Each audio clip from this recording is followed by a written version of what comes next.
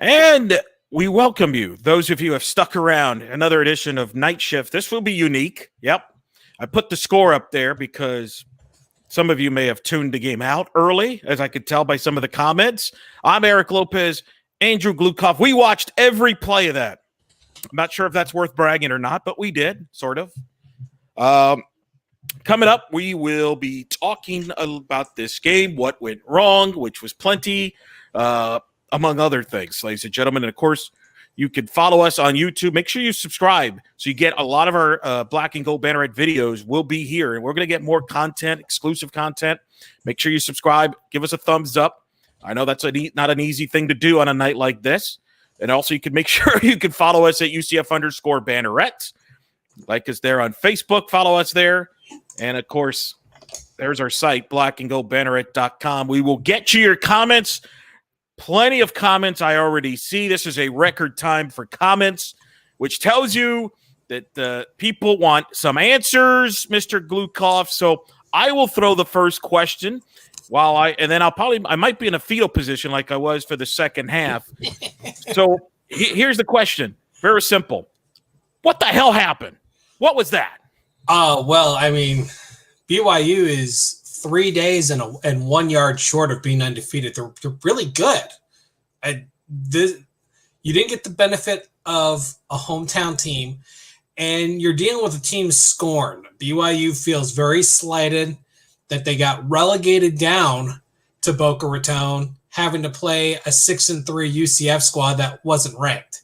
So you had a very angry BYU team against a UCF squad that not only was flat, but was missing pretty much every key piece, senior or experience-wise, outside of running back. I mean, there was no talent left on the defense to really carry this.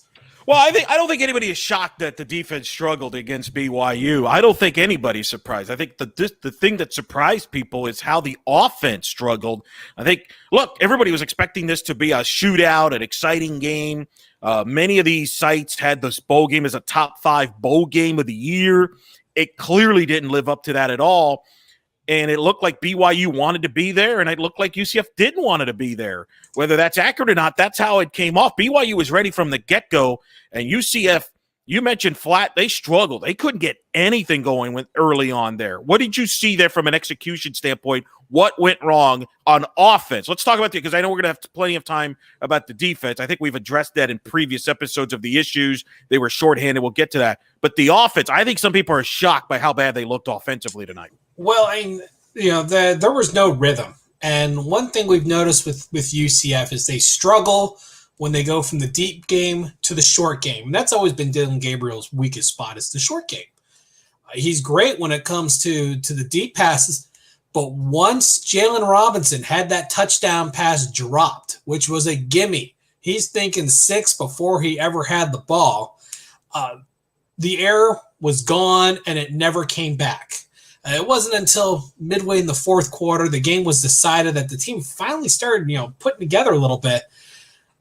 UCF, their most success on offense was when they utilized the run to open up the pass, and they didn't do it enough. In fact, at one point, Dylan Gabriel went through 9 straight incompletions on 3 straight, a part of 3 drives.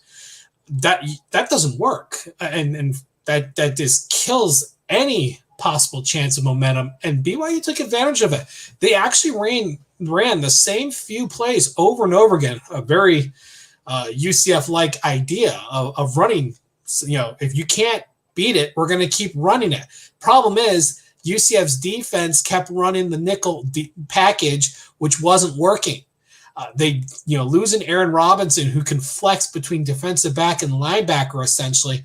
You didn't have that. So you basically had 2 linebackers covering the entire field. They weren't, equipped to handle that by themselves. And look what happened. They got absolutely chewed apart. I mean, Zach Wilson is a great quarterback. He's a first rounder, but he put on a clinic, 425 yards, 3 touchdowns, no interceptions, and only that 1 sack late in the game by Tatum Bethune. I mean, he looked really good, and UCF just helped make him that much better. Andrew, the thing that struck to me, how many crossing patterns, how many times those crossing patterns on 3rd and 8s, 3rd and 9s. UCF had no answer for them all night. No, was it a lack of adjustments? Why did they struggle so much against the crossing patterns from BYU? Because they sliced and diced them all night with that. Well, that goes back to the nickel run. You're playing man, and you're playing, especially on 3rd and long. They're all playing soft, man. They're not even playing tight. So crossing routes, slants are great when you give them a lot of room. That stuff you can adjust at the line. It's really easy call to make. I mean, you could spot it a mile away, and UCF just kept doing it over and over again. There was no adjustment, and it made for easy pickings. I'm going to keep doing the same thing over and over again until you stop me. It's true. I mean, I'm looking at the stats here. BYU, 655 total yards, 214 on the ground, 7 of 11 on 3rd downs. They averaged 9 yards a play. 9 yards a play. They almost averaged a first down a play. That's UCF, by the way, held to 4.7. That's going to end up being the second worst of the year, behind the Cincinnati game, which they were in that 4.4, 4.5 range per play against Cincinnati. This is not a good performance on either side of the ball. I mean, there's just no other way of looking at it. It was a complete domination, a complete wipeout across the board. I mean, it's on a scale 1 to 10, how surprised you are. Not that BYU, I don't think anybody's surprised BYU won, but the matter of the way this game played out the way it did. How, on a 1 to 10, how surprised are you? I would, from 10 being really surprised to 1 being not surprised at all. Mm-hmm. Yeah. I would probably say about a 7.5. Yeah. Let's be honest. Despite what people think, UCF is not as good as we like to prop them up to be. You don't turn USF into a would-be world beater by having a great team. And it started from before the season even started. You lose all those opt-out players, and a few of them were just bit players. But look, when you get later in the year, those bit players would find their way on the field. And, you can't replace that mid-season. So, losing multiple starters and multiple players on the 2 deep would hurt a lot. And then you start losing a little bit more below that. And it came back, especially when you had players dismissed from the program. And then coming into this game, Grant, Zayas, Woodson, Marlon Williams, all these players who are starters at this point, or at least rotational guys, are out.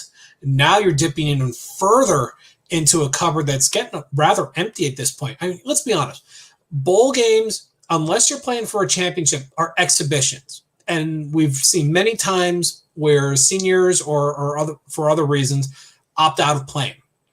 And we're only going to see more of that, because at this point, what would playing in the Boca Raton Bowl done for Marlon Williams? Really nothing. I mean, he's got plenty of film out there. I mean, the little G5 schools don't need to have that exposure as much anymore, because every game's televised, with ESPN3 and then later ESPN Plus. Right. And especially, you got to remember, there's a good number of players on this roster that played in that Fiesta Bowl. You're going from Fiesta Bowl to the Boca Bowl. That's hard to kind of get motivated for. And look, you and I kind of – I got to cut you off on that. I got to cut you off. No. If any player is seriously deemed not motivated to show up to a game, they don't deserve to play, period. That's fair. I don't disagree with that. I was in Atlanta, and people made excuses. Oh, Auburn didn't want to be there. And I call BS on that. I talked to those players. They wanted to be there. They were jacked. They would have been the 6th or 7th Auburn team ever to get 11 wins. I don't buy they weren't motivated to be there. You know what? If you're not motivated to be there, you shouldn't be an FBS football player. Sorry, man. I don't buy the whole. We disagree, because I think you're going to see this over and over in bowl games where teams just mail it in. They really do. They don't care. It's an exhibition game. You said it. Be there then. I agree. I was the one that said that they should have not. They probably shouldn't have. Me and Murph have talked about. We wondered if they would even accept the bowl bid. Now, again, I'm curious what they'll say in the post game on that. So we'll see what happens with that. But I do question look, I just look to me. I think people are going to say that BYU looked like the team that wanted to be there. Well, I mean, they had a message to send out. I mean, Yes. what was UCF's message going to be other than we're just trying to win and maybe get back in the top 25? BYU was angry. It wasn't that they were motivated. They were angry. They were a yard and away from being undefeated. When they were undefeated, they were being routinely dogged for having a bad schedule and not taken seriously. This was a team in complete rage mode, and they let it show.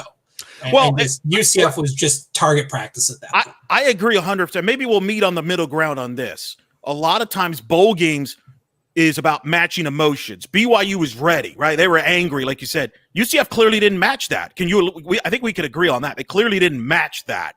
Well, no, and you can't. You really can't because when you have the national media dogging you from every possible angle. I mean, look at UCF in 2017 going into 18. UCF played angry, and it made them better. Good point by Jim, John, in our comments. It's a coaching responsibility, and it is because you have to make up for when external pieces can't bring out that anger. You have to find another way. Something I saw earlier today on Twitter, Jeff Passan posted regarding Major League Baseball, in which Tyler Glasnow would always look at a picture of someone who makes him angry before he goes out to pitch, because an angry pitcher is a better pitcher. And he would always look at Farmer Bowl, Martin Shkreli. And that was the guy who made him angry to walk out on the mound and just absolutely dominate. Same idea. That's why we talk about bulletin board material. When people make stupid comments that just fire up the team, it's about feeding anger. And UCF had nothing to be angry about.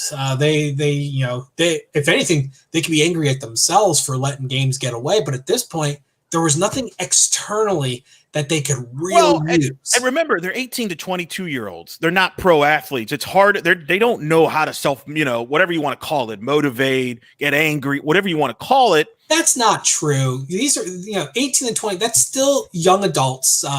They're not robots. They're not stupid. But it does fall on the coaching staff to find a way to make it, to bring it all together. I agree. I agree that coaches to some extent, but do you really? I don't think you needed a coach to motivate you or get you ready for a game. I think you got to look in yourself in the mirror. So if you're depending on the coach to fire you up, though, aren't you?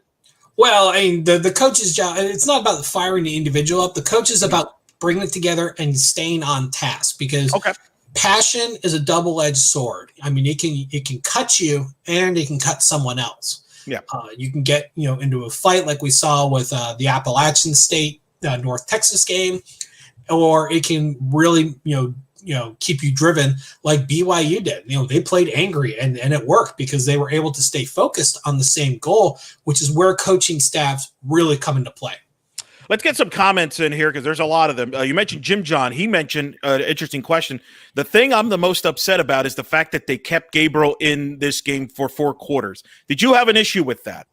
I really didn't. If this was a regular season game, I would agree. But this is the end of the season. This is also an opportunity to start working on next year. And that's what a lot of the bowl games are about, especially when you have players opting out for whatever reason, especially seniors or players that are declaring early for the draft. Is this gives you extra game time. Practice is important, but you can never replace game time with that ability to try to gel and just execute. Dylan Payne's chimed in. PTSD flashbacks to 2015. Coaches better right the ship next year, or changes on the staff will come real fast. Sick to my stomach. It's been a long time since we've been embarrassed like that. I think it's more 2014 than 2015, but he's absolutely right. There will be coaching staff changes, and the first person in mind is the defensive coordinator spot, Randy Shannon. His contract and in fairness, you've been saying this for a while. This is not a one-game reaction. You've written about this on your post. You've written about this on Black and Go Banneret. Absolutely. This is actually a 3-year plan in the process. When he signed this contract, which is very unconventional for coordinators to sign these long-term contracts, Florida paid most of the first 2 years, and then UCF had to pay the whole third year of the contract. So I'm sorry, but UCF can't afford $1 million for a coordinator. And it's especially now that you're in COVID budget where you have a multi-million-dollar deficit, which is why Josh Heupel is not getting fired. Let me make that perfectly clear. Josh Heupel is not getting fired. You have to look elsewhere to be able to afford a defensive coordinator. And you look at guys out there like a Will Muschamp, who actually is a good defensive guy. He's being paid a lot of money to not coach, and with the right of offset, UCF can make arrangements where most of the salary is paid by his outgoing position, and he can take a lower salary those first couple years. But unlike the Randy Shannon hire, I would expect Josh Heupel to actually have some control of who is brought in. Randy Shannon was not a Heupel hire. He was brought in actually around the same time and basically was told, here's the guy you have to work with. So that's really not a good recipe. Funny you bring up Will Muschamp, because JP Gilbert, loyal listener on the podcast and reads our stuff and watching, asked us this question, Andrew. He did not even want to wait to the comments. He was very fired up, which I appreciate, by the way. You could do that. If you don't want to ask, you can ask questions on our Twitter handler as well. How quickly can we get Muschamp on campus as defensive coordinator? You just explained it's not that simple, right? I was going to respond online, but didn't. But have Danny White call his brother to see if he can sneak into the athletic department's Rolodex and steal the number. I personally think, from what I hear, by the way, that Muschamp probably is going to LSU. It makes a lot of sense. I mean, Bo Pelini's available. Come on, we could always use a little personality here. Oh my goodness. Yeah, I couldn't even say that with a straight face. Holy smokes. Let's see here. Other comments here. A lot of defensive comments. Yes, you should imagine. What about Michael Rakowski? What can you say about that defense? Let me ask you this question, because there was a moment in the second half where I don't know if you caught this. Josh Heupel was writing some notes. It was right when BYU scored one of the touchdowns, and I thought to myself, what do you think he's thinking? Like as he writes this stuff down. If you're Josh Heupel and you're writing notes down, what are you writing as you're watching this game? What do you think crosses his mind? Well, it's probably a lot of shorthand stuff for one. My guess is stuff to circle back in film, as well as probably writing player numbers to, based on, okay, he did, really good play, really bad, or in this case, probably really bad play, and want to focus on particular things. Because as we know, the job's never over. The recruiting's never over. And even though the bulk of the signing is done through the winter period, he still has to evaluate and look at. Let me ask you this: do you think he knows what the issues are right now? Like, do you think he knew going into this game? Do you think he learned some things tonight? What do you think that might do? Do you think going in he knew about these issues, or do you think he learned some things tonight? I don't think we saw anything new that we haven't already seen. Mm-hmm. It was just a better offense that just exploited it. But there has been nothing in this game that said, "Oh, I didn't see that coming." Yeah, I tend to agree with you on that, for sure. That's, by the way, I'm tweeting. There's Brian Murphy, spokes_Murphy. He may join us later on. He's currently covering the post game. How about that note right there? BYU finished with 655 total yards on offense. That's the most allowed by UCF in a bowl game. It passed the record of the 2005 Hawaii Bowl against Nevada. That was 15 years ago. I was at that game. Were you? I think that was more enjoyable than watching this one tonight, I would imagine. Well, I'll tell you one thing. Aside from the 5 seconds I got on TV and my phone blowing up, the rest of the trip made it worthwhile. But, I lived in Boca Raton for a few years, so it's not really anything special to go down there. I would agree. Dylan Payne, other comments here. Multiple people have commented about this. Great. BYU 3rd and long dump downs is quite possibly the most infuriating thing I have ever watched. Yeah, especially when he did it over and over and over again. It was like a broken record. Yeah, we've already. Jim John, by the way, agrees with you. Motivation. He says motivation is a coaching responsibility. Actually, that's where it was his comment that got me started. So I was actually agreeing with him. That was your okay. You wrote that one. See, we're blowing up. Zach McElroy has chimed in. Is it overreacting looking too much into this game with most of our players are out in this game? Yes, I do. I want to, because this drives me nuts. One of the reasons I don't like bowl games, Andrew, because we tend to blow them up. If you win, it's the greatest thing ever. And if you lose, it's like misery. So we're going to dissect this. And I keep pointing out to this example, to the 2016 Cure Bowl. I was there. UCF got beat up by Arkansas. Put in Holman. People booed Mackenzie Milton. All right. The kid wasn't the most popular kid all the time in his career. I just want to remind people that. Well, in fairness, he wasn't a great quarterback his freshman year. He wasn't. I didn't agree with the booing, though. I thought that was – I did not agree. I don't agree with the booing either. But the point is they look bad against Arkansas State. Guess what? The following year they went undefeated. So my point is this doesn't carry over. It does not have to carry over at all. So I do agree that this will get blown up a little bit more than it should. However, you just brought it up a minute or two ago.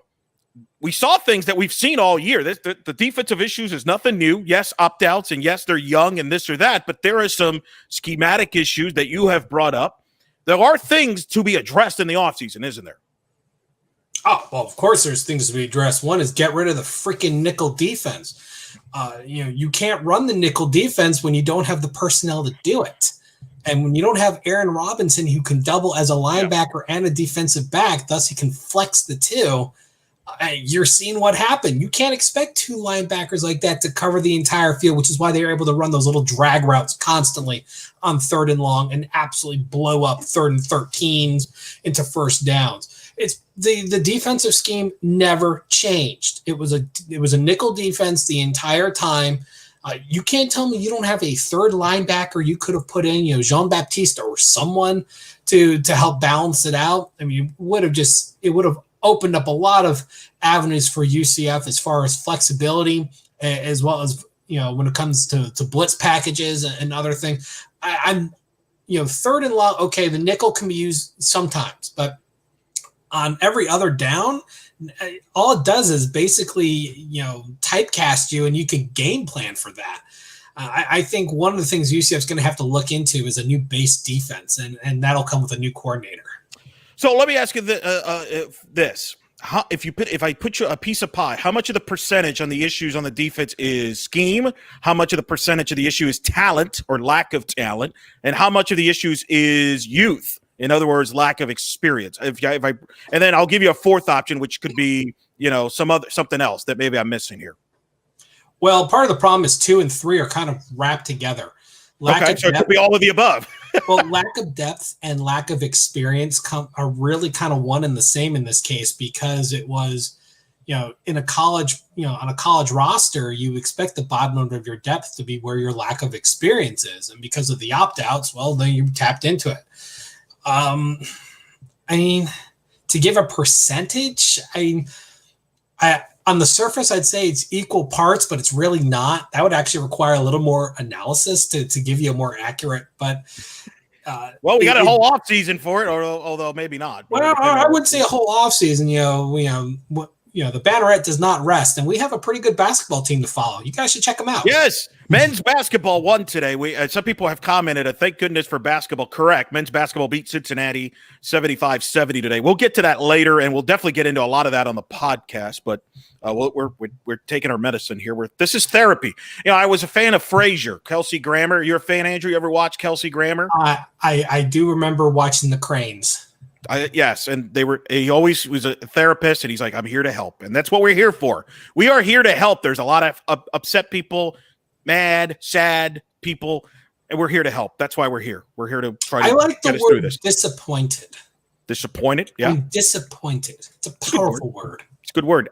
Aaron chimes in, if it's more 2014 than 2015, that doesn't bode well for next season. And obviously he's alluding, could this, the concern that some people have is, could this be is this like a downhill mountain that keeps going down? How do I think some people are concerned about that, whether it's fair or not. Some people are thinking the program is going downward. How do you respond to that? Well, I I think the 2020 roster is way more talented than the 2014. I mean, I view the 2014 as the worst conference champion that I've ever, witnessed as a UCF person. Oh yeah, easily. You look at any other conference champion in UCF's history. Tell me one that's worse than 2014. You won't find one. Temple, the year Temple won? No. Or Navy? Who was it? The year that Temple and Navy played? UCF conference champions. Oh, okay. I got you. Yeah, like 2007, 10. Yeah, tell me which one is worse than 14, and yeah, you won't find one. Oh, I see what you're saying. I got it. Wow, that's interesting. Yeah, okay, that's interesting. I didn't think of it that way. That's an interesting one. Okay. And so, I mean, the downward trend was much stronger then, and it was only the fact that the AAC was so weak that year that UCF was able to back in quite literally into a conference championship. In fact, they probably should have had sole possession if they didn't wet the bed against a really bad UConn team. But that's besides the point. One of the things that is a big difference between 14 to 15 and what I'm thinking is going to be 20 to 21 is there will be changes from 20 to 21. Well, and let's say this too. There was not a pandemic between 14 and 15. And I know everybody went through this, so I'm not saying that that's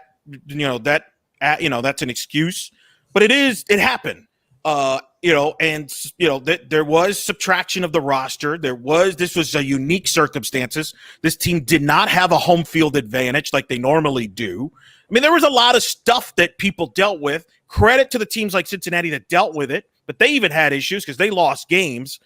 Not the easiest of years. I just don't feel comfortable, Andrew, and just, throwing a paintbrush in this year and just say, well, this, and this all would, there was a lot of unique circumstances that unfortunately is hopefully only once every 100 years that we have to see.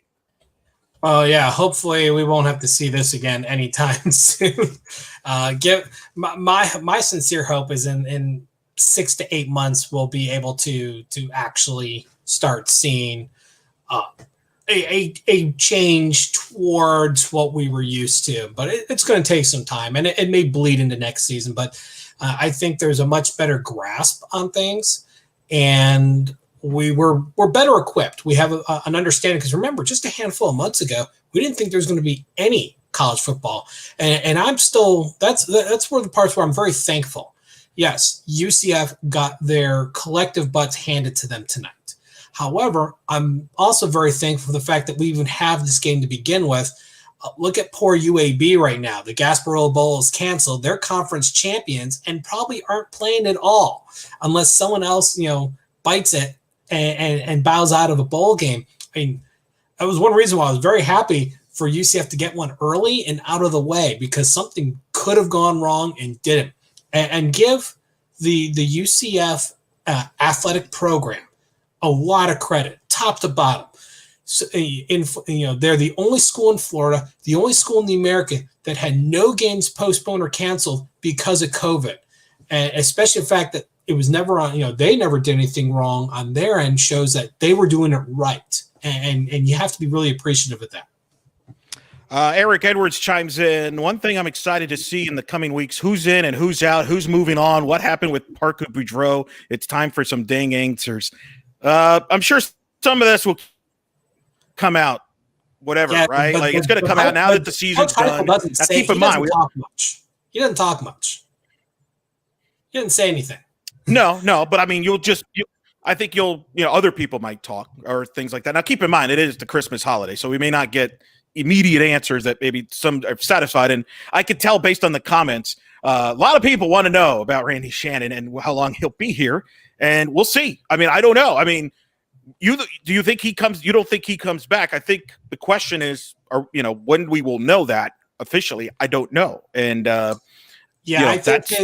think his contract ends at the end of the official season, which is after the CFP is done. I expect him to just quietly move on. I don't think they're going to make a whole big to-do about it, because they don't need to. And you also don't want to burn bridges. This is one of the things that the fire hypo brigade doesn't understand is you want to maintain a strong outside perception of how you run your program. and to fire a coach that has over 700 winning percentage is unless he's done something horribly wrong, which in this case Heupel hasn't, would be detrimental to not only the football program but other sports as long as Danny White's in charge. You don't want to create a negative perception, so you have to handle that particular part delicately. You've set a precedent now in the fact that he's been trickling down. Okay, now you have some fuel. Seat's getting a little warmer. Now next year is your fix-up. I've always viewed 2020 as a wash because of everything that was going on with opt-outs and all this other stuff that's out of our control. 2021 is going to really be the proving ground. And I have to admit, with the way 2020's played out and the fact that a lot of these younger players have gotten good experience, I'm excited about 2021. I think there's a high ceiling there. And to give players like Jalen Robinson a lot of field time really helps, especially with Marlon Williams moving on. We're not sure what's going to happen to Trey Nixon. He's still weighing one way or the other. I'd love to see him to come back, make up for the fact he missed over half the season due to a broken collarbone.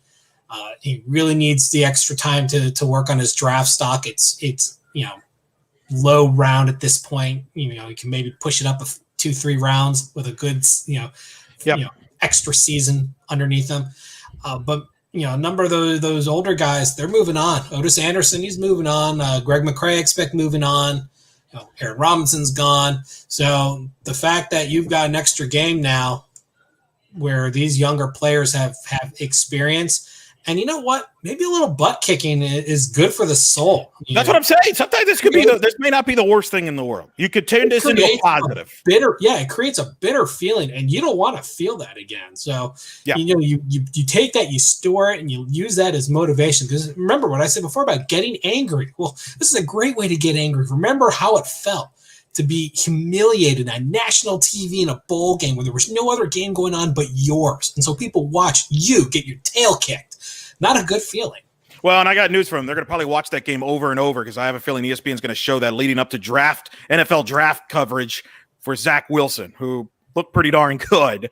We'll get to him in a second, but we got a ton of comments, including somebody Andrew, Kyle Nash, ladies and gentlemen. Oh boy, Kyle Nash, one of my closest friends. We've known each other for I've known him long enough that our friendship can vote. That's lengthy. He filled in as a co-host on the Sons of UCF pregame with Trace Troco, who was hosting from Colorado. So Kyle kind of following your footsteps here, co-hosting here. Actually, as far as for podcasting, you could say he's done it first in the fact he ran his own. But no, he and I have worked together for years. We've done podcasting together. We've written for the same websites, worked as a UCF tandem in 2018 and 19. He and I are good buddies. We go. Maybe that's the reason why the team had a down year. You guys weren't working together. Maybe we got to get you two back together somehow. Maybe. Well, I since I started covering UCF, they have never lost a home game that I actually covered at the stadium. I didn't cover a home game in 2020 from the stadium because I couldn't. Me neither. Hey, fingers crossed for 2021 that we can. Yes, fingers crossed for 2021, indeed. Kyle writes, Drew mentions predictable. Garrett McClintock and I both said that big plays will be a big deal with all the players missing. That was Kyle there. Now, Kyle, I don't know if you're watching. I saw you make a tweet about how this bowl game has wrecked UCF's kind of reputation or whatever, right? What did he say basically? Because you took it. I hope he's not overreacting to the bowl game. Is what I'm saying. You're not doing that, right, Kyle? You're just trying to get Andrew all fired up. Well, it doesn't take either of us very much to push each other's buttons. We're pretty good at it. No, the question was, would you prefer to have a blowout loss or a 50-49 loss like you do against Memphis?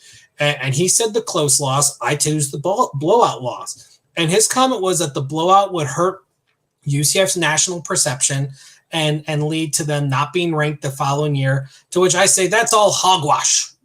UCF, Texas gets blown out every year in bowl games and comes back ranked. So and not only that, but look at 2017. UCF goes undefeated and wins a national title, and they get completely dogged in the rankings the next year.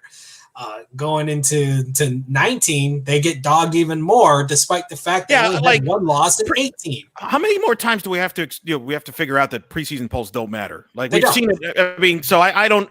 I agree with you. I rather have a blowout because it's a lot easier to get over with. Like close losses, you're always going to think about that play or two that would have made a difference. But bottom line, in a game like this, BYU is just better.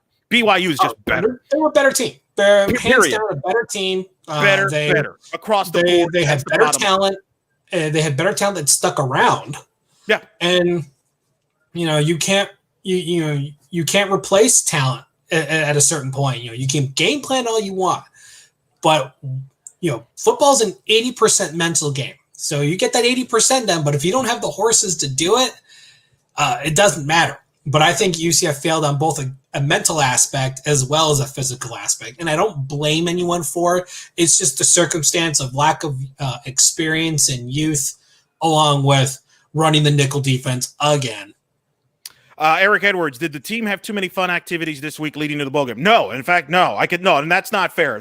I could tell you they literally bust yesterday to Boca and play. This is not your traditional bowl game. Like, hey, there's no festivities this year in any bowl games. Literally, teams are treating this like a road game everywhere. Because it is. And it is. So no, I'm not. That has nothing to do. There's nothing of that. This was either whether they were excited or not excited about them, who knows? But the bottom line is it wasn't like they took that lightly or any of that. Aaron writes, Elo, I hear you, but 2016 and 17 was different. We were trending up. Now we're trending down. I hear you, but my point on this is I don't think a bowl game carries over to the next year. It doesn't. It's too, because you're going to have new players come in and enroll in January. You're going to have guys that they're going to probably add some guys via the transfer market. You're probably going to have some guys that depart. It's a completely different team and a different mindset. Look at LSU, for example. LSU won the national title, had one of the greatest teams ever. Everybody goes to the NFL. They had a terrible year. It didn't. Their great success didn't carry over to this year, and I don't think LSU's bad year is going to carry over to next year. I think they're all different years. So that's my only point. I don't think because they got blown out tonight means that you're going to have a bad year next year. I think those are completely different things. Now, to kind of contradict it just a little bit, it depends on the context. Like if you're in a New Year's Six bowl, that matters. Because you're talking a huge scale. The fact that you qualified for it and then you put out a good product. Even the loss against LSU still had people, talking. But you're talking about the Boca Raton Bowl, and you're talking a low level bowl early in the season. It's definitely different, and I think the stakes are a lot different. But if you're talking like the Peach Bowl, the Cotton Bowl, yeah, that one does matter. That's different. Yeah, I don't disagree with that. But again, you make it what you will. And again, it's up to each individual to carry all that stuff out. So I don't believe that just because you lose a bowl game that all of a sudden next year is doomed. I don't buy that. Doomed. Jim John, a riddle wrapped in a mystery inside an Enigma Churchill on UCF's game plan. Any issues with UCF? There you go. Not a fan of the game plan there. Well, I mean, that sounds more like trying to figure out what Josh Heupel's thinking, because he says a lot, but he doesn't tell you anything. Let's see. UCF basketball, Zach writes, UCF basketball could be top 15 with a Houston win, by the way. We're going to get in. That's a huge game Saturday on basketball. Yeah. We are going to do, by the way, we're going to do a regular podcast, me and Jeff, if Jeff survived this game. He may not have survived. I have no idea. It might just be me and Merv. Who knows, Andrew? You might be called on an emergency notice, depending if Jeff has survived or not. But we're going to do a live. Our next night shift post will be after the Houston game. Myself and Murph will actually be there. It'll be at the basketball game.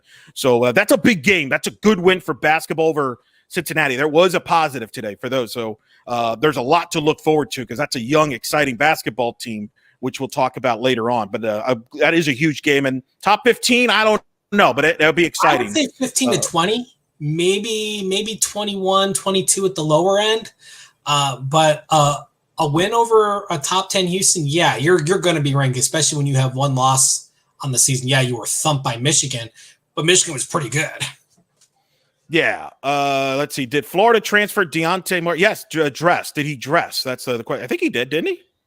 He was eligible. I believe he did dress. Yeah, well, yeah, he dressed. I could have sworn Murph tweeted about that there. Jim John, right? BYU coaches called timeout to stiffen his team when he thought we were going to score, even though the game wasn't in doubt.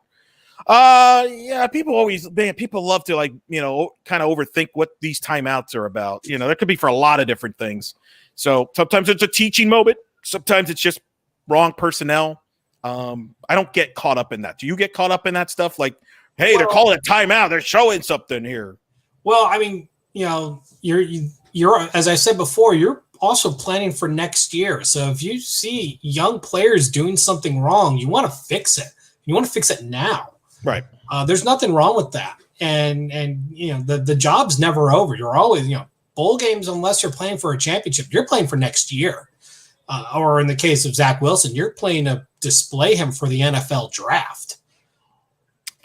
Someone writes in, is what are fans doing right now with firing coaches movements comparable to FSU and how they tanked their program?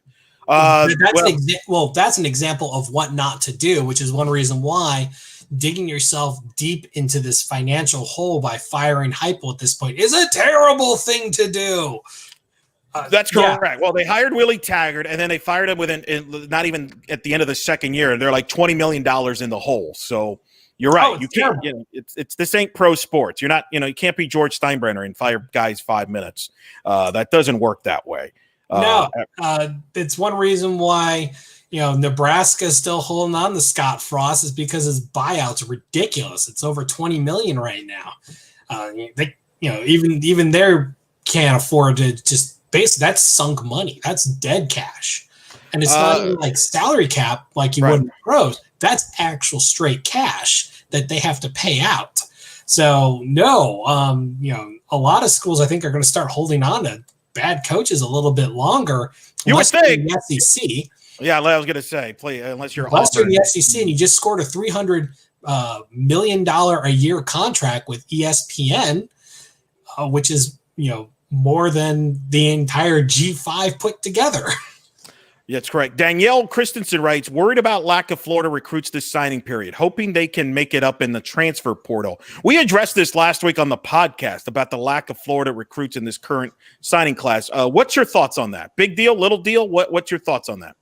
Well, I think it's kind of somewhere in the middle. And the truth is, it really depends on what you're looking for. And UCF's needs right now don't fall as much in line with what's in Florida as what's outside of Florida.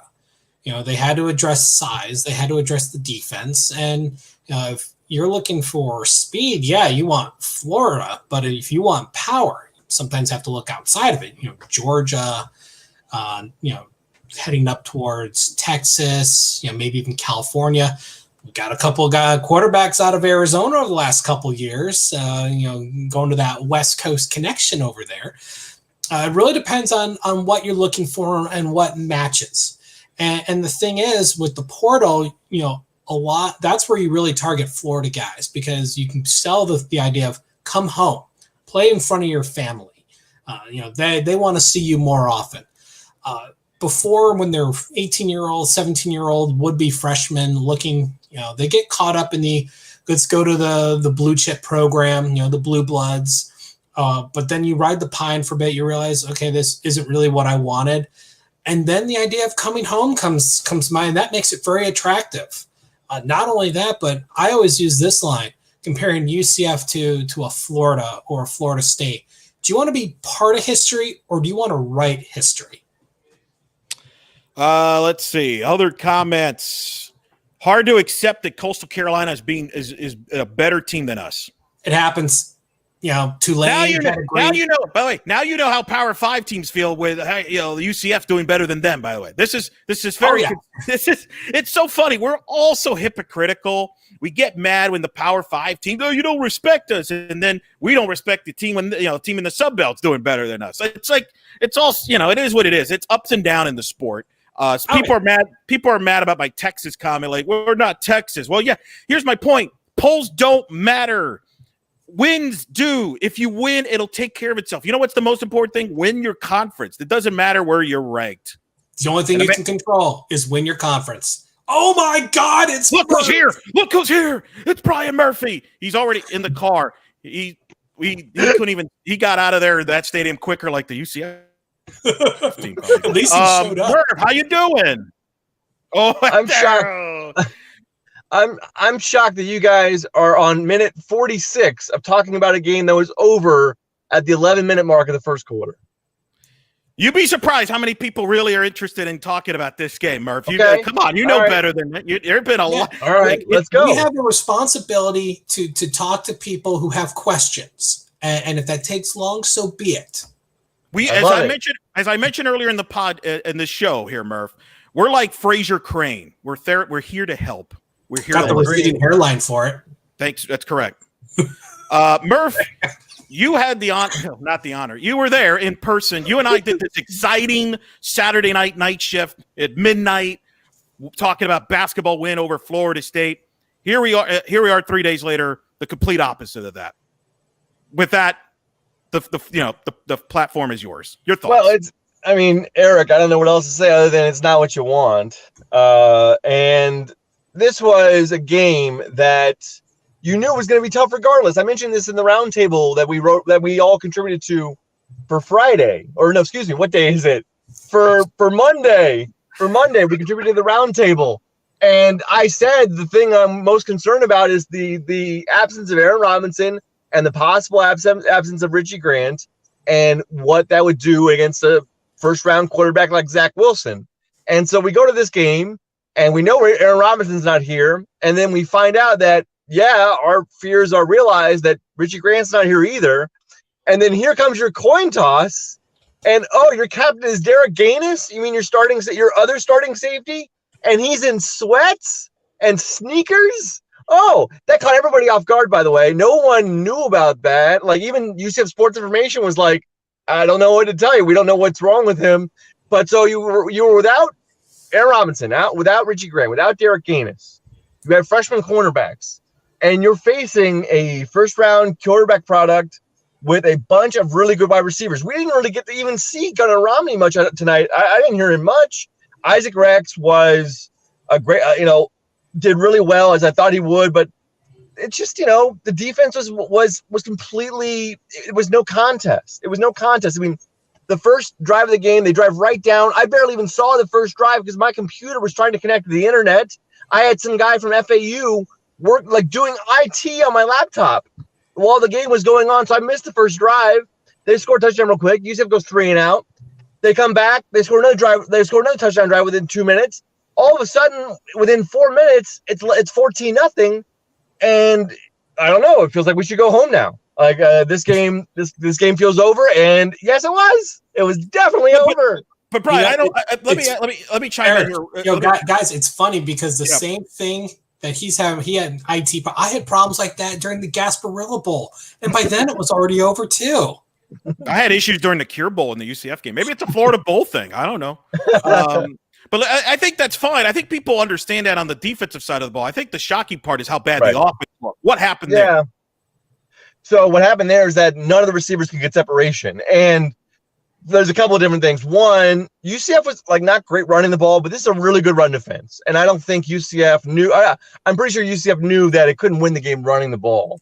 It needed to air it out to keep up with Wilson and company. The problem was UCF's offensive line was kind of leaky, but the number one issue was there was no separation on the back end at all. UCF couldn't get guys open. Dylan was forcing throws. That's why you saw him hold on to the ball for a long period of time and have to scramble around and twist around and twirl because there's nobody open. And he threw into some tight windows, and there was obviously that one hellacious drop by Jalen Robinson early in the game. I get it. It was brutal.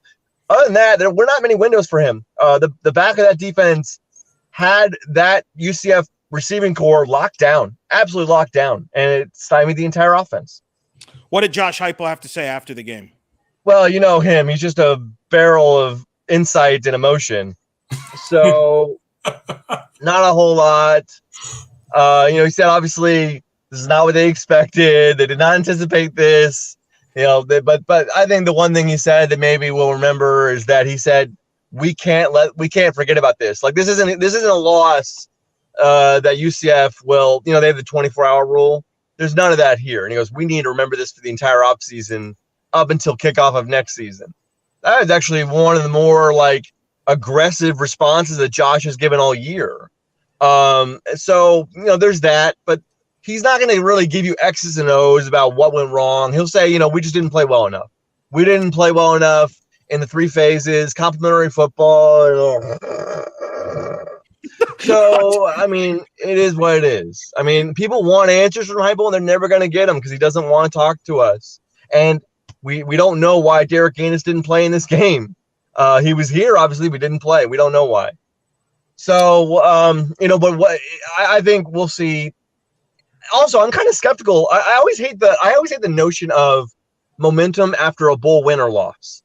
It's so difficult, and really, it's not even a thing to carry over the feeling, emotion, the meaning of a win or loss, 8 months into the future, when your roster's different, your coaching staff is probably different, your opponents are different, the nature of your offenses and your schemes are different, the world is different. When we came out of the Gasparilla Bowl in December and people were like, hey, UCF's on the upswing, no one thought they'd be playing in a pandemic 9 months later. Things change. And so I hate the notion that Heupel brings up about we have to let this motivate us for next season. Everybody says that, and it's not a thing. It doesn't happen. You got to spin some. You got to spin something out of this game. That's all it is. It's all it is spin. And so people who think that's a real thing, because I think people do think it's a real thing. That we had to win this game to get that momentum into the offseason. Because that would be the storyline, right? What do you think we've been talking about for the last 45 minutes? Yeah, that's the storyline. Like if UCF wins this game, they go, oh, they got great momentum into the offseason, into next year. No, they don't. What are you talking about? That doesn't exist. Everything changes. Everything is different year after year. It doesn't, momentum exists in short spurts of contained periods. Like in basketball, momentum actually is a thing. But over the course of an 8-month offseason, momentum is absolute fugazi. It's nothing. But I'll up the ante on that a little bit. Yeah. The December signing period's over. It already happened. So what's the wing going to do? Yeah, it wasn't doing anything. And also, by the way, just because UCF got their butts handed to them, it doesn't mean kids are all of a sudden not going to go to UCF. Doesn't mean this program is in a death spiral. You could argue that actually the trend has been, if your team is struggling, kids are more likely to go there because they got opportunities to play quicker. In some cases, you've seen that in other places happen before. So you've seen that at UCF. Our cornerbacks are freshmen. Well, yeah. How do you think UCF turned around a winless season? They got a lot of guys that played Adrian Killings and company that played out right away, which is a good segue, Murph. See, this is why you're a pro. Danielle asked a very legitimate question.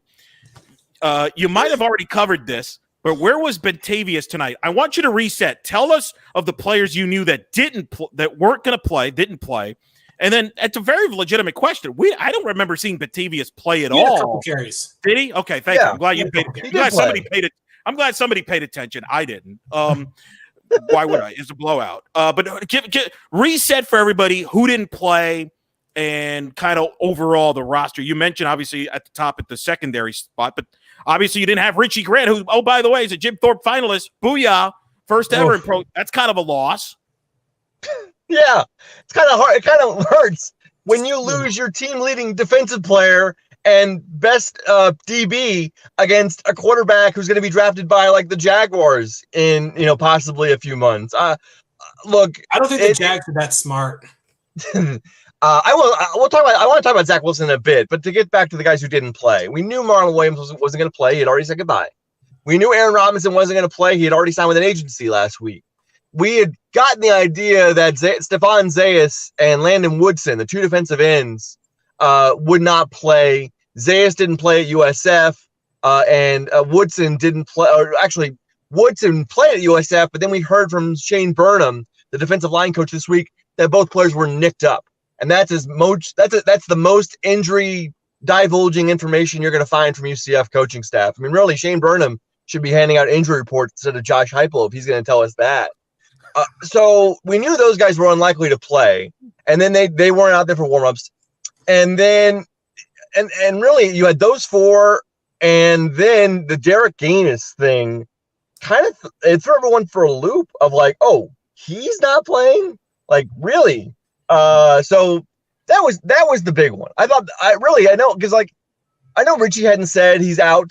but we all kind of expected him not to. Like, why would Richie Grant play in this game? Like, why? No, don't do it to yourself. I understand you're a gamer and you want to play whatever you can, but don't do it.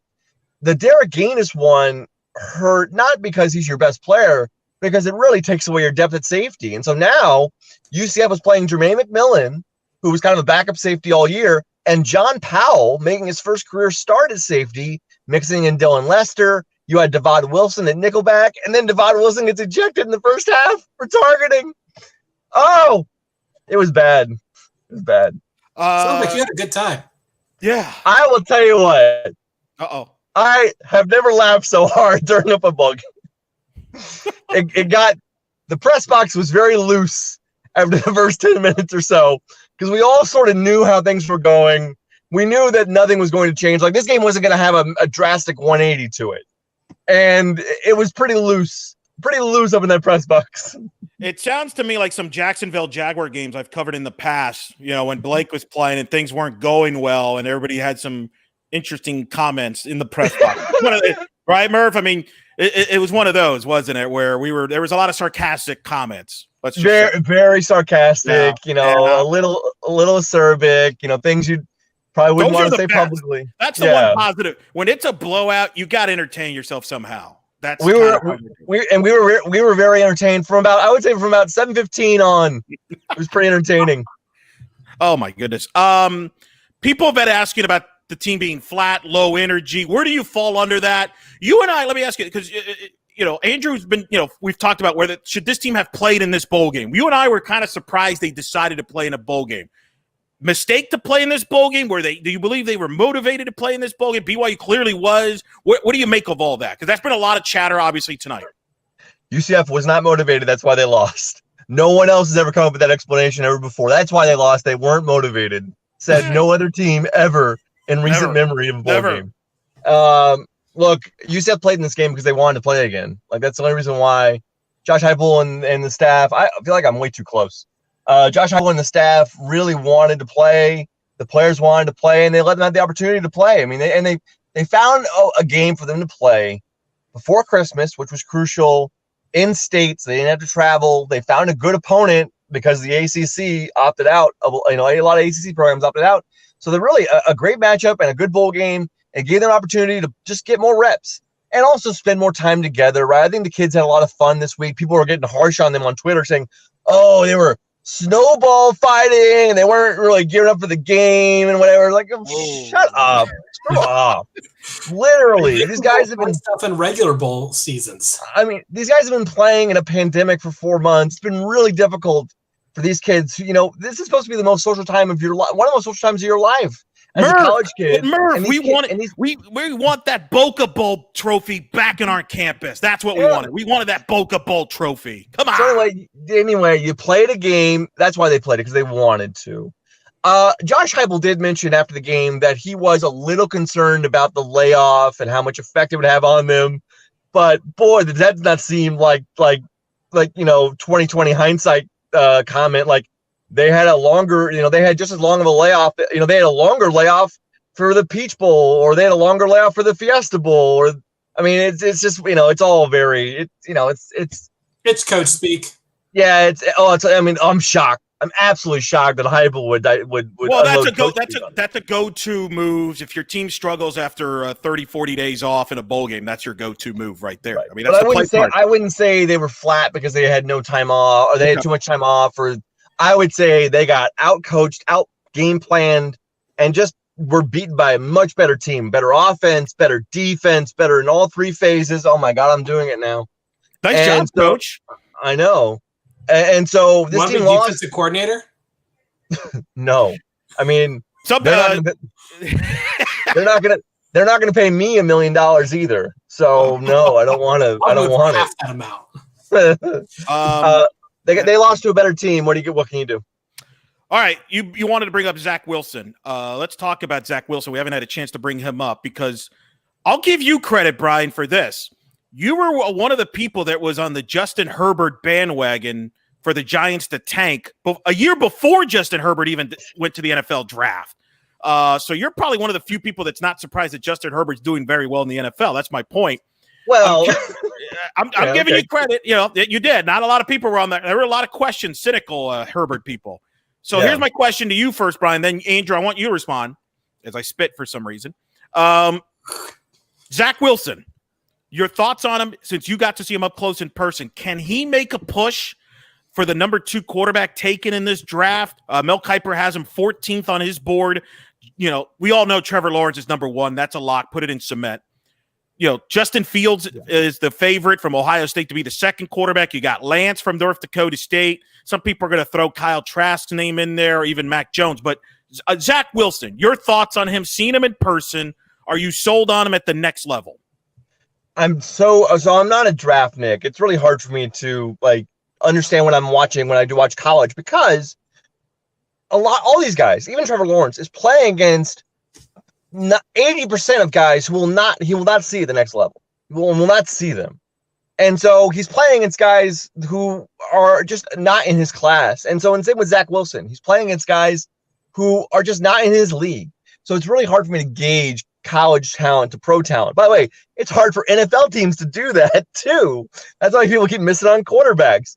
I will say this: Zach Wilson, I would love to see him challenged more in this game, and it just didn't happen. Right? There was no pass rush ever. He had clean pockets for days. He didn't have to do a whole lot of scrambling around. He did the one scramble around where he launched the ball off his back foot, kind of off balance, drifting off to his left. And it was actually a better play by the running back running a wheel route, laying flat out for a long catch. Really, but that was really the most mobile play he did as a passer of the night, because otherwise he didn't need to leave the pocket. He was standing in there. I will say the one throw that is going to be seen from this game on his tape is the touchdown throw to, I forgot who caught it, but it was with Zamari Maxwell in coverage. It was before halftime, because he scored 5 touchdowns before halftime, and it was basically just a one-on-one, a sideline shot, a shot route down the sideline, and he zips that thing in there on an absolute line. And Zamari's no more than maybe a few feet off the receiver. He's right there. It doesn't matter. That ball is magnetized to the receiver. A tremendous throw. That was the one play that made you kind of sit back a little bit and go, that was different. That was a next level play. Obviously, his ability to run out of the pocket and scramble, run for touchdowns was great. But, man, he had guys running on blown coverages all night long. So it's hard for me to come out of this game and go, he was extremely impressive because he really beat a pretty good team. No, he picked on an undermanned, inexperienced secondary, found open windows, but also had, about 3 days to do so, made a couple of really great throws. Is he the number 2 quarterback? I have no idea, because he's playing against guys he will never see again. Andrew? Let's be honest. Obviously, we know Trevor Lawrence is going to be number 1, and it doesn't matter if it's Jacksonville or New York who has that pick. Number 2 is going to be Justin Fields, but for different reasons. It doesn't matter how good the talent is at that point. Jacksonville needs buttons in stands, and Justin Fields is more electric. I mean, Zach Wilson doesn't really, he's not a household name. And because he's not really a household name, doesn't really fit in New York either, because they're going to want a splash guy too. So could Wilson end up being better? Sure.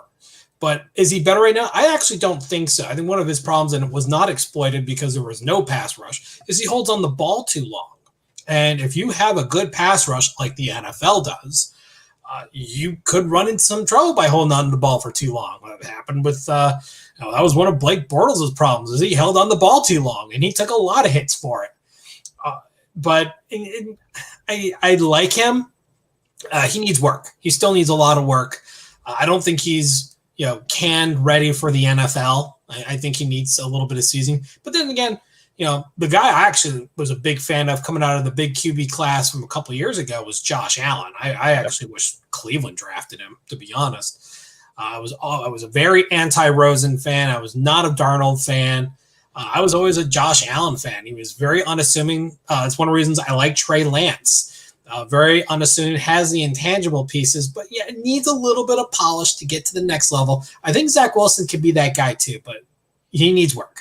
I love it because Eric, when we did our night shift for the basketball game against Florida State, we did a little bit of bull talk as well, right at the very end. Yeah, and I talked about Wilson, and I said, watching him this week, he looks like Josh Allen to me, and the fact that he doesn't have he has a big arm. Josh Allen is gonna have a bigger arm regardless of wherever he goes. He's gonna have a bigger arm, but he has a big arm. He's mobile. He's willing to take chances outside the pocket on the run. He makes throws in tight windows. He's confident enough to do that.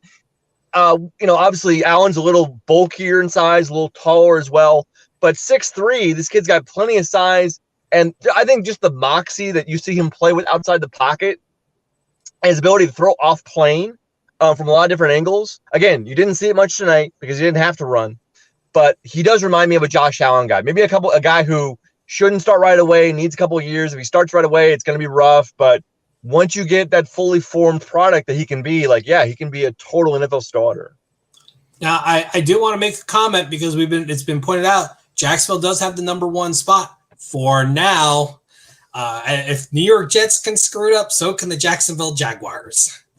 Well, Trevor's going to be a hard one to press. One more question before I do want to end on a positive note, which is basketball. But Murph, I've been asked and I've been called out. People want me to ask you the obvious elephant question. Randy Shannon, what have you heard? Is he still there? Some are asking, was he there? I'm not even going to, there's so many. Randy Shannon tonight was like a record topic tonight. Like, I don't know how many times he was mentioned on questions. I haven't even read all of them. There's questions about him as a recruiter, questions as a coach.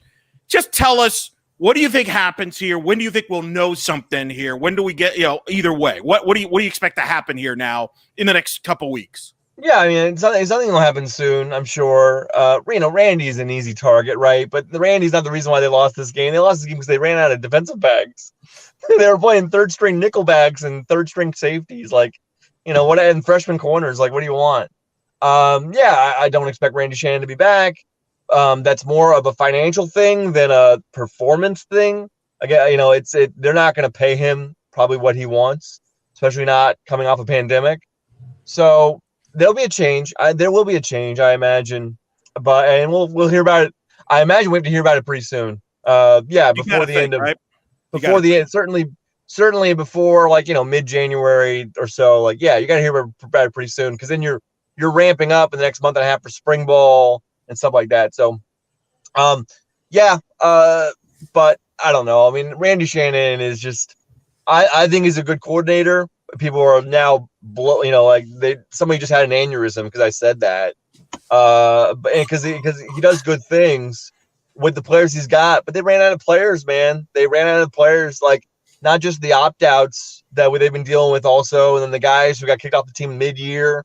And now you got guys who are leaving to go to the pros or either hurt or I don't know if someone has COVID.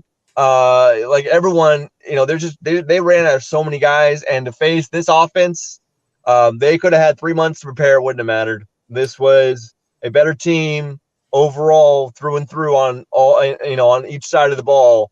And UCF got it handed to them tonight. But, hey, it's a good thing this is an exhibition. And in 3 days, no one should really care about this.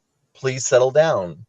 What we should care about is a little thing called basketball, people. Let's go. Yeah. Huh? Let's go. Dylan, I hope you're still with us. He's like, for my sanity, please tell me we will talk about basketball soon. Soon is now. Not late. Let's go.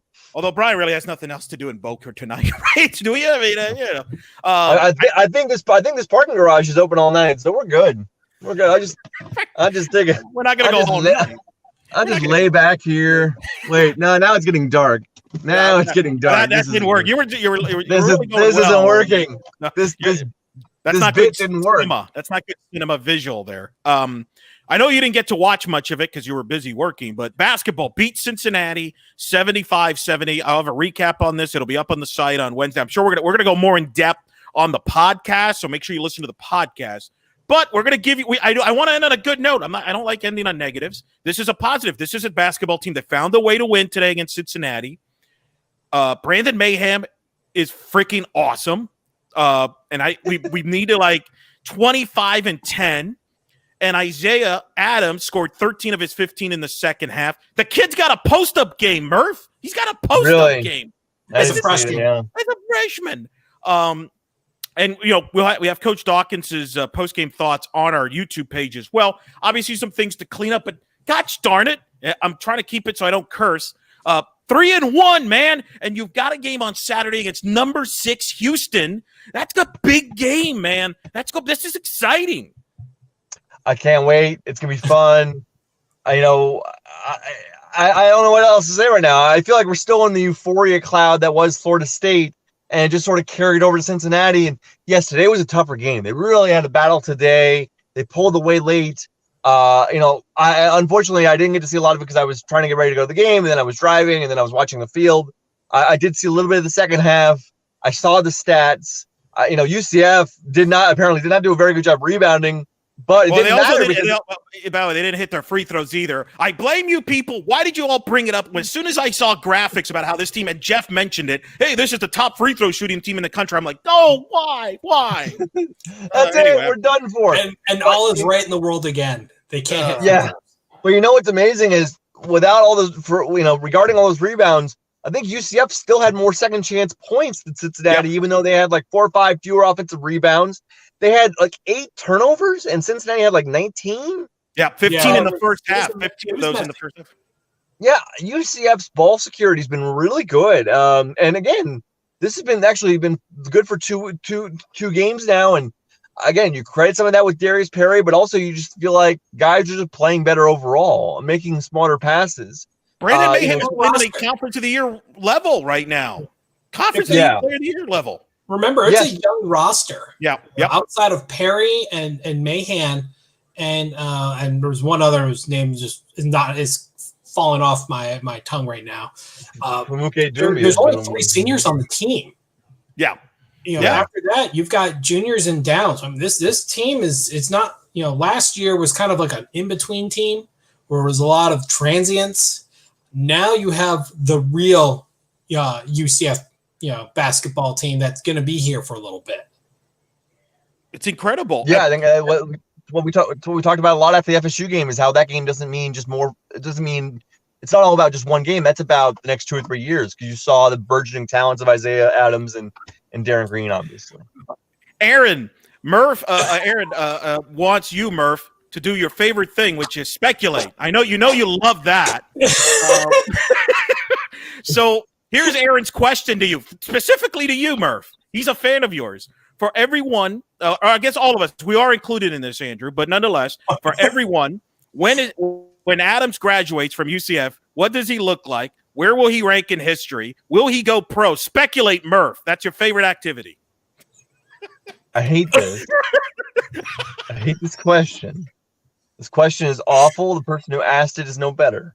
This is brutal. I think he did this on purpose. I think he wanted your reaction right there. I think that's why he did that. He just asked that question. Don't do this. I will say this. No, I will defer. But this kid's ceiling is incredible. Yeah. And somebody else did write this comment. The ceiling of this team might be higher than any team, just because I don't know if there's a cap. Like, even as great as the team was a couple years ago, I don't think that we thought that team could be like, wow, they could be the top team in the country. We don't know what the ceiling is on this team, but that's kind of what's exciting. There's this upside. Like, you could make an argument that there's a couple of pro prospects and legit pro prospects here. I'm not talking like spending time in the G League here. I mean, there's talent here. Well, I mean, no one expected that Brandon Mayhem was going to blow up the way he did.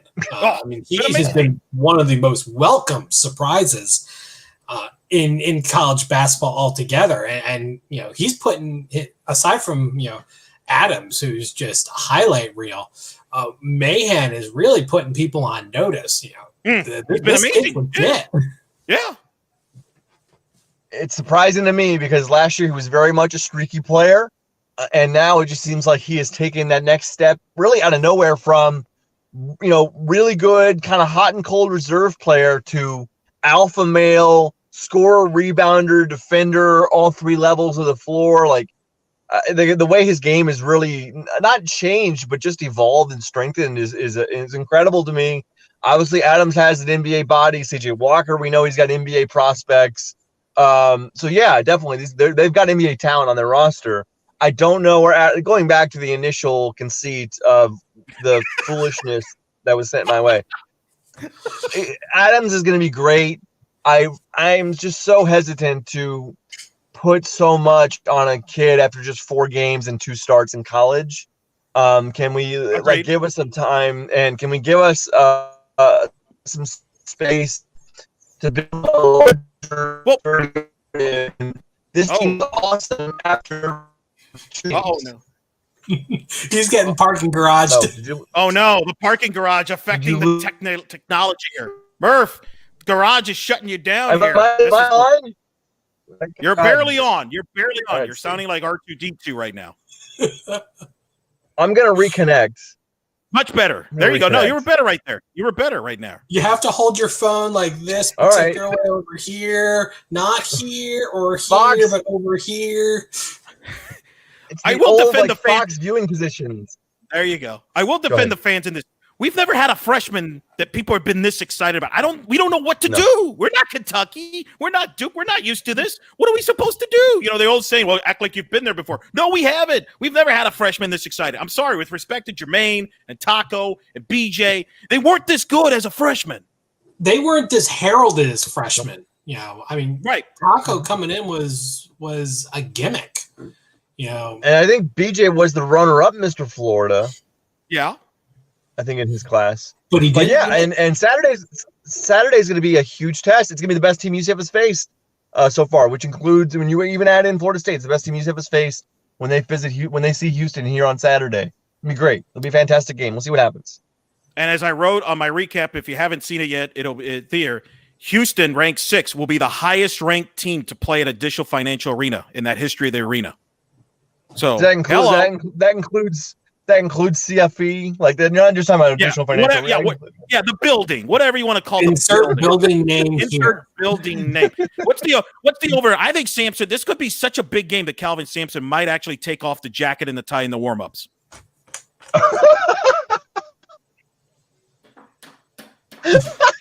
I want to see it.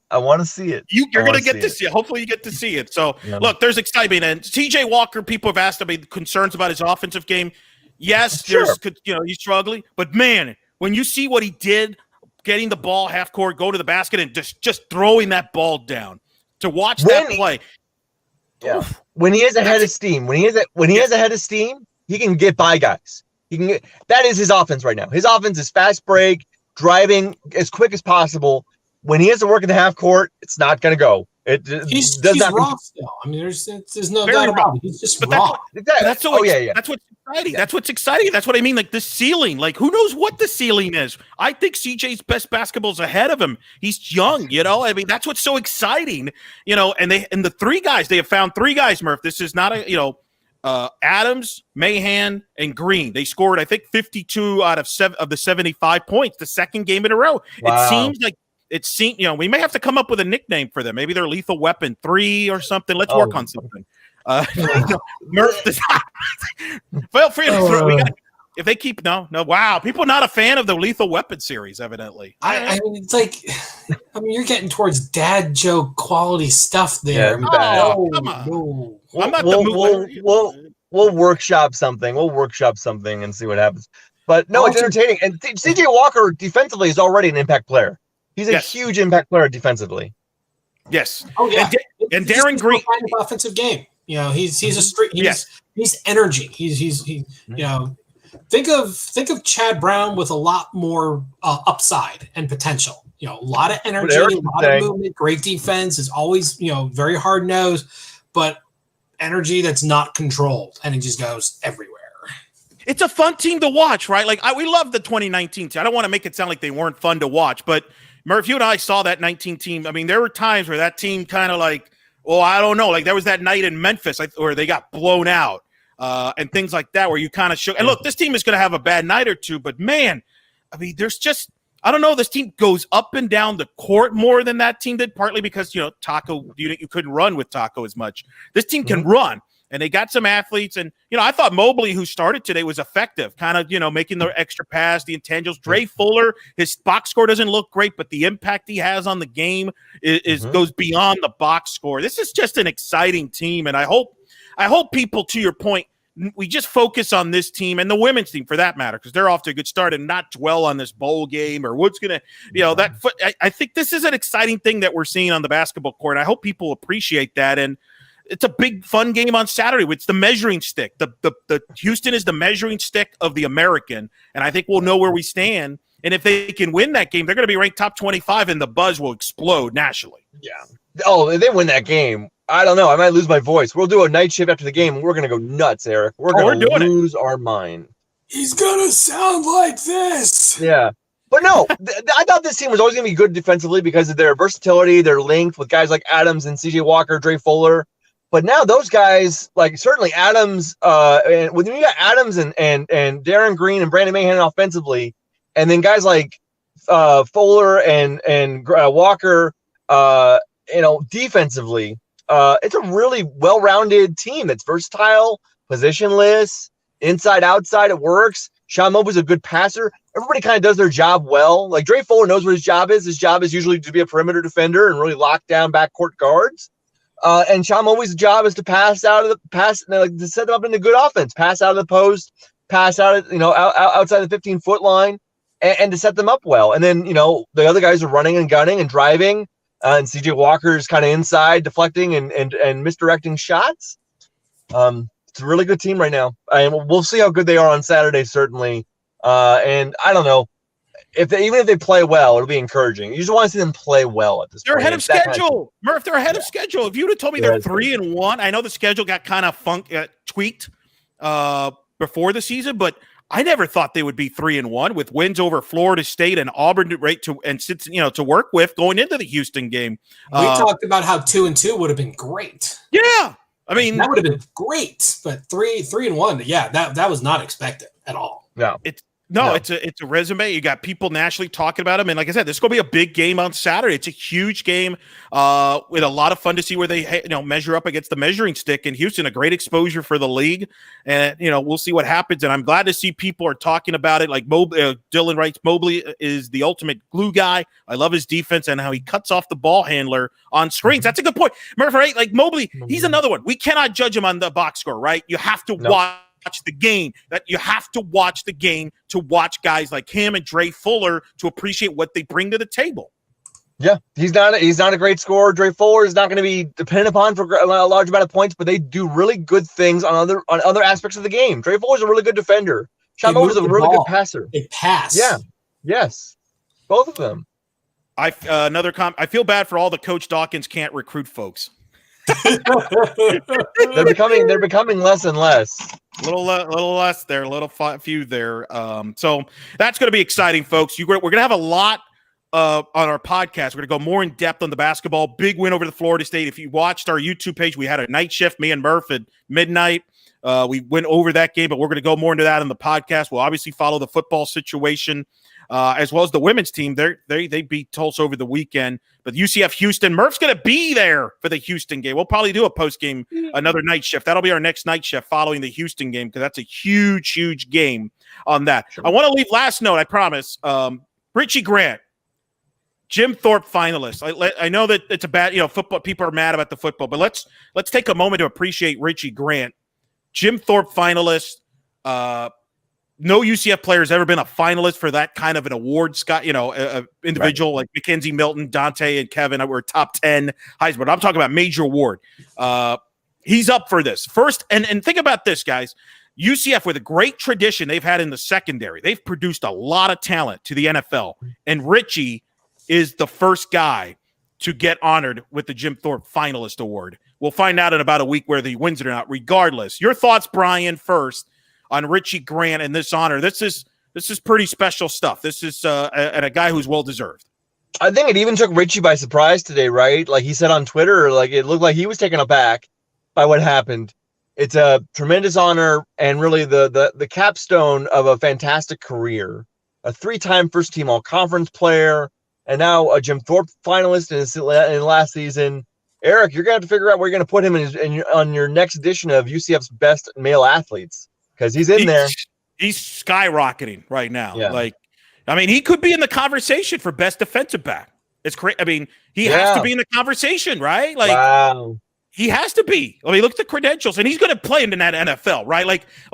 He's definitely. We know Marlon's going to get drafted. Richie's going to get drafted. He's going to play somewhere, and he's going to be a playmaker for them. Whoever ends up getting him. Yeah, I agree. No, absolutely. It's hard. Again, it's hard for me to gauge that kind of talent at this level, but yeah, absolutely, he'll be drafted. So will Aaron Robinson. So will Marlon Williams. Yeah, Andrew, your last word on Richie Grant. Well, I agree with you guys. As far as I didn't really see that coming, because far often than not, bigger school players, even though they may not actually be as good of a player, tend to dwarf the smaller schools. This is actually a testament to UCF as a program altogether. Look at Zaven Collins. He did not win. The Butkus. He was the Butkus finalist for the linebacker.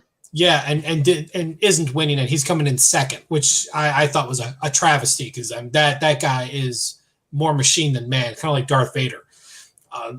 When you look at I think the most likely winner of the award is going to be Patrick Surtain, because I agree. He's got the name, he's got the cachet, the school. But if you actually look statistically, Richie Grant blows him out of the water. It's not even close. I mean, the man's everywhere, is a tackling machine. I mean, 72 tackles in 9 games from a defensive back position. I mean, he's all over the place. He has a knack for the ball. He's one of the top forced fumble players in UCF history. Yeah.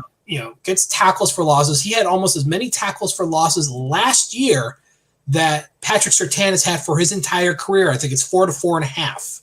So, I mean, this guy just has a natural knack for making plays. He's a guy that's around the ball a lot. It reminds me of Kamal Ishmael when he was here. It was always, and he's had a great he had a good pro career himself. Yeah, so, Brian, you had this tweet. What was it that Richie Grant's like the second player ever to be all conference? What, 3 times? Is that right? What was it? He is the only UCF defensive player. The only UCF defensive player to be a 3-time first team all conference selection. Wow.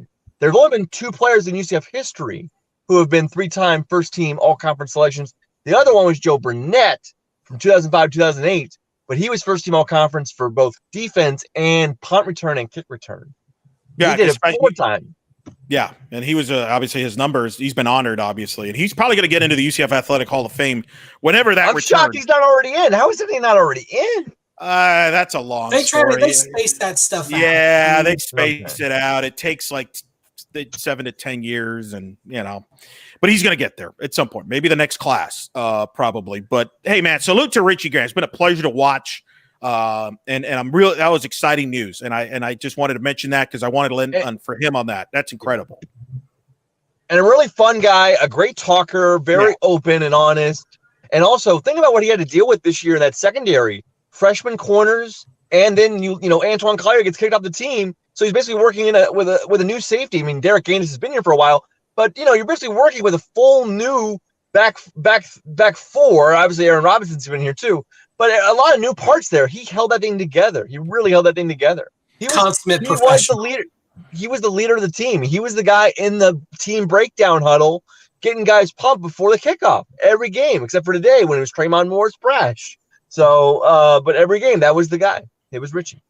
Fascinating guy too, from the standpoint. Like I remember you mentioned, I think in one of our night shifts, might have been after the Cincinnati game, how he always remembers every play he didn't make, which is so fascinating. He talks a lot about that stuff, about the interceptions he's dropped and stuff like that, and a very under-recruited kid, from Northwest Florida, from the Panhandle. Very unrecruited, might have been a 2-star, like a very unrecruited kid who, now he's going to be an NFL player. Imagine that. A 2-star could play football. Geez. That's pretty amazing. All right. Well, that's a good note to end it on it. That's a fun show. Boys, this was fun. I know this was and thanks to everybody that joined in. A lot of people joined in. I understand a lot of people upset about the result of the game and things. That's a lot of questions, a lot of passionate people there. But that's what's fun about this. We talk it out. We just voice thoughts, and we move forward, and that's exciting. It's just glad that we get to talk some football, and I'm excited to get to talk football with both of you guys and a little basketball because that's our next. We're going to flip to basketball.